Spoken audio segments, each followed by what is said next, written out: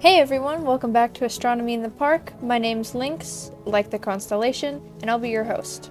Today it's 109 degrees Fahrenheit outside, which is about the same as last episode. On to our topic of the day, those cool lights in the sky. What are they? Well, I'll tell you what they're not.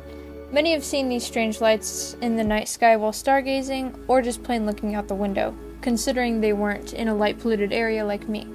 They've mistaken these lights for alien intelligence or UFOs. Any quick Google search will inform you that what these lights actually are is Starlink satellites. Now that we've established a baseline for what these luminous lights in the sky are, let's get some topic questions rolling. What is Starlink? That's something many of you are probably asking yourselves right now, and even if you have heard of it, maybe you want some more details. We'll cover all that right here. How does Starlink work? How do we use Starlink? How long has Starlink been up there unnoticed? Afterward, of course, we'll get some extra details related to just how unique this satellite system is from the common satellites we've heard about before. For our first question, what is Starlink?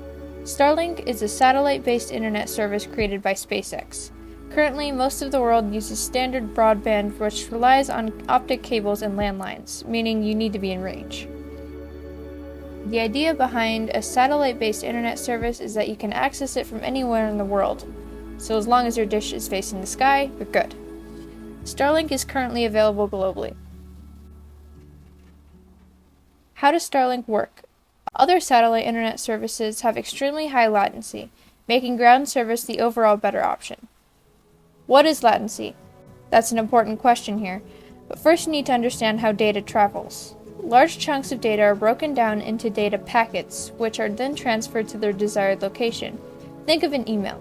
All of the information in the email is broken apart into packets before being shipped off to their desired location. Latency measures the time it takes for the packets to travel. Naturally, you'd want a lower latency, meaning it takes less time for those packets to travel.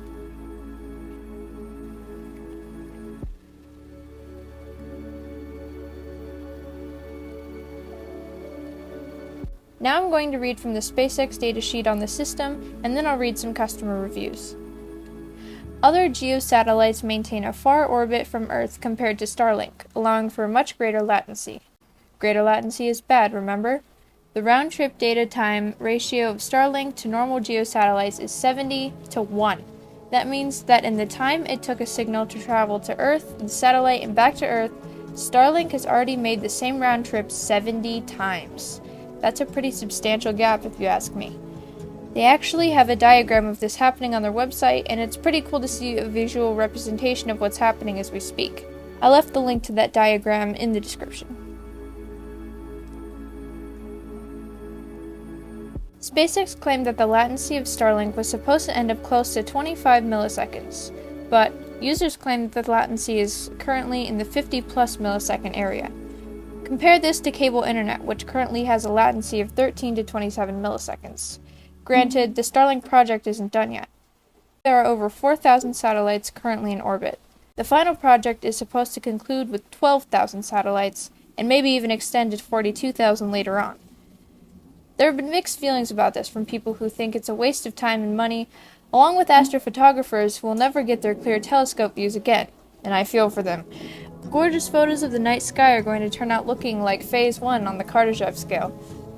Back to the project itself, what makes it so unique? First of all, how they got there. For those of you who aren't up to date on the latest breakthroughs in space travel, I got you covered. Back in 2010, SpaceX launched the first relaunchable space rocket in history, the Falcon 9. Since then, it's been used to send things into space and come back down with minimal damage. It's been used to resupply the International Space Station, launch Starlink satellites, and even people. Launching Starlink satellites, that's what we'll focus on. The Falcon 9 can carry 60 satellites at once each launch. If you flip through its launch history, you can see that for the majority of launches, they barely crossed the threshold of 40 satellites, but that could be for a variety of reasons. More weight equals more money that they need to spend on fuel, yada yada yada, or maybe it could be as simple as they don't need 60 additional satellites every time they launch. What do we know about the satellites themselves? Well, for starters, they're tripped out. I'm talking space lasers, krypton thrusters, and navigation. Sounds like your Uncle Jerry's cool new truck, right? These satellites were designed to be as cost-efficient as possible, meaning that they need to be light and self-reliant. Each satellite has its own navigation system, tracking each satellite's location, orientation, and altitude. That's how they get those crisp, straight lines that you can see when you look out your window at night. Starting together and then separating out into a spread-out train could be catastrophic if their spacing and speed wasn't on point. Unlike other satellites that need ground stations to run, Starlink satellites use optical inter-satellite links, ISLs, aka space lasers, to send data to its desired location. Pretty cool, right? No ground communication necessary.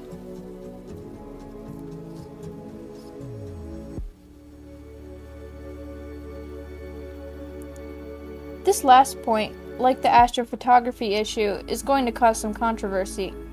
Comment your guess if you can figure out what the problem is.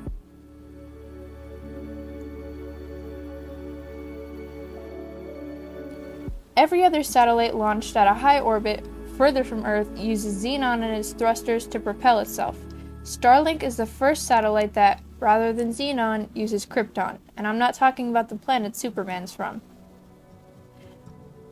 We also need to recognize that Starlink is in a much closer orbit to Earth, closer to the ozone, the atmosphere, etc., etc. Krypton, when present in the atmosphere, can severely affect the weather, which could boost climate change.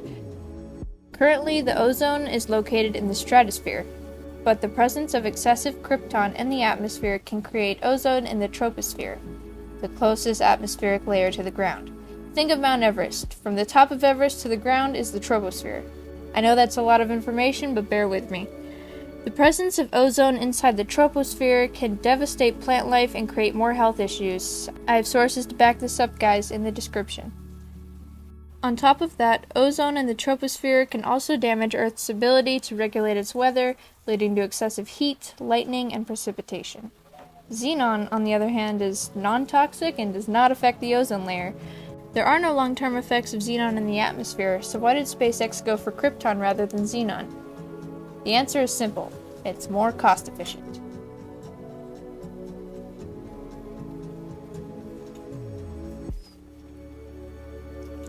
So far, being that Starlink launches began in 2019, we haven't seen any evidence of their impact on the environment, other than their incredulous light pollution that astronomers have had serious complaints about. It remains to be seen how these satellites will truly affect our planet, but we can only speculate at the moment. SpaceX is currently the leader in space sustainability, but how long will that last? Tune in with us next episode of Astronomy in the Park to learn more about what's all around us, space. Thanks for tuning in.